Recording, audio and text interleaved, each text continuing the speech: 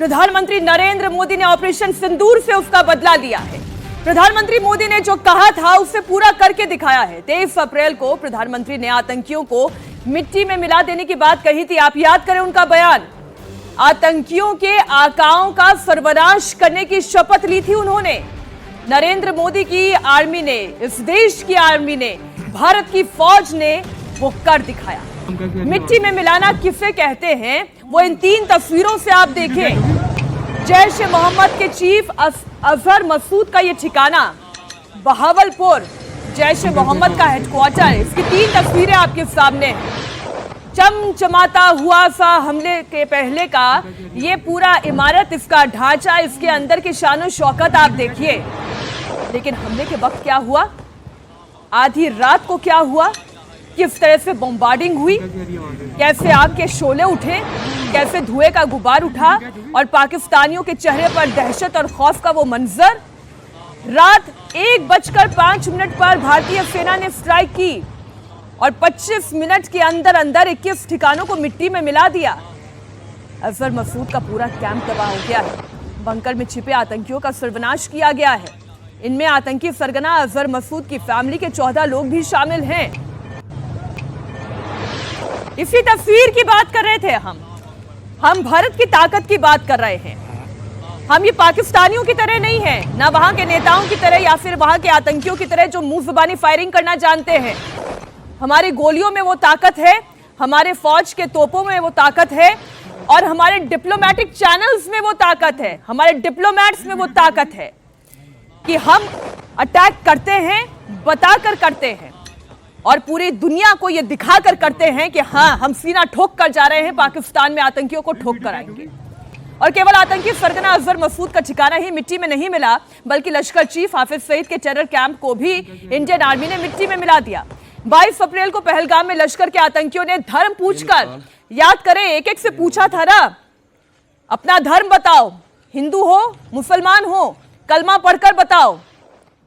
26 बेटियों का सुहाग, भारत की बेटियों का सुहाग उजाड़ा था।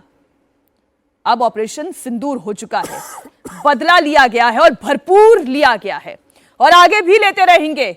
ये भी याद दिला दे, आगे भी लेते रहेंगे। अगर एक बार फिर से सांप ने फन उठाने की कोशिश की तो कुचला जाएगा। कल रात लश्कर चीफ हाफिज सईद के टेरर कैंप मुरीद के पर आर्मी ने ताबड़तोड़ अटैक किया। एक के बाद एक 4 बम गिराए गए। हाफिज सईद का टेरर कैंप भी मिट्टी में मिल गया और ये वही जगह है जहां हाफिज सईद आतंकियों को ट्रेनिंग देता था। मेरे साथ मेरे तमाम मेहमान इस वक्त स्टूडियो में मौजूद हैं। ये तस्वीरें आप जरा दिखाते रहे हमारे दर्शकों को। वोरा साहब, हम बताते हैं कि हम करेंगे, अटैक करेंगे। प्रधानमंत्री ने कहा था समूल सर्वनाश होगा, कल्पना से परे होगा और वो हो गया। बिल्कुल सही कहा आपने मैम। और सॉरी जी बात रखें। आप बिल्कुल सही कह रही है मैम। और इसको हम लोगों एक चीज़ कही जाती है, स्ट्रेटेजिक पेशेंस।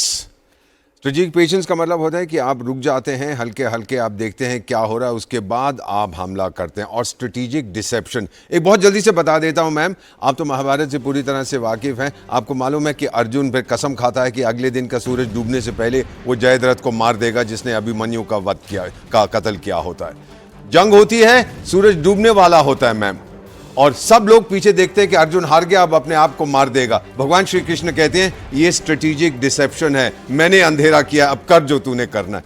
तीर आता है, उसका गला काट देता है। ये स्ट्रेटेजिक डिसेप्शन थी। कभी ये कर रहे हैं, वो कर रहे हैं, यहां हो रहा है, वो हो रहा है, वो कंफ्यूज हो रहा था, उसको पता नहीं था क्या होने वाला। नहीं, हमला यहां होगा, हमला वहां होगा। और फिर स्ट्रेटेजिक पेशेंस, रुकिए, डिले करिए उसको, उसके बाद उसको डिनाई करिए जो वो सोचता है यहां करेगा वहां करेगा, और अल्टीमेटली उसको डिस्ट्रॉय करिए, जो हमने कहा था। और ये हमें सिखाया था मैम, जो हम पहली चीज विदेश सेवा में सीखते हैं, हमारे गुरुओं के गुरु ने सिखाया था, उसका नाम था चाणक्य।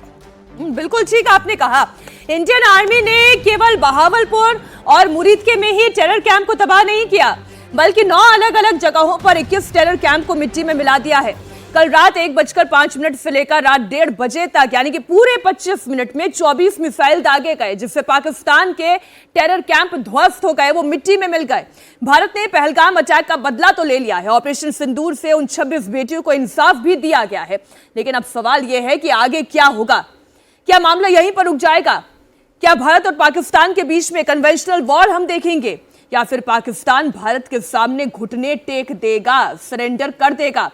ये तमाम सवाल इसलिए बहुत इंपॉर्टेंट हो जाते हैं क्योंकि प्रधानमंत्री नरेंद्र मोदी ने तो ऑपरेशन सिंदूर के जरिए आतंकियों को मिट्टी में मिला ही दिया है। साथ ही युद्ध की तैयारी भी हो रही है। भारत में जंग को लेकर सबसे बड़ी मॉक ड्रिल शुरू होने जा रही है। इसमें लोगों को सिखाया जाएगा युद्ध की परिस्थिति में अपने आप को कैसे प्रोटेक्ट करना है, अपनों को कैसे प्रोटेक्ट करना है। आज जंग से बचने के लिए ब्लैकआउट भी किया जाएगा। मतलब यह कि अगर पाकिस्तान ने भारत पर जवाबी कार्रवाई करने की कोशिश की तो अभी तो सिर्फ आतंकियों का कैंप ध्वस्त हुआ है, युद्ध हुआ तो पूरा पाकिस्तान मिट्टी में मिल जाएगा। ठीक है ना? ये बहुत अच्छी तरीके से पाकिस्तान भी जानता है और इसलिए वो डरा हुआ है, वो खुद कंफ्यूज है, वो क्या करे क्या ना करे वो समझ नहीं पा रहा है।